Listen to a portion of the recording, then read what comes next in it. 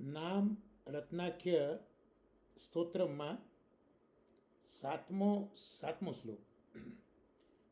રૂક્મિણી રમણ શ્રીશો ભક્તરત્ન પરીક્ષક ભક્તરક્ષૈક દક્ષ શ્રીકૃષ્ણ ભક્તિ પ્રવર્તક.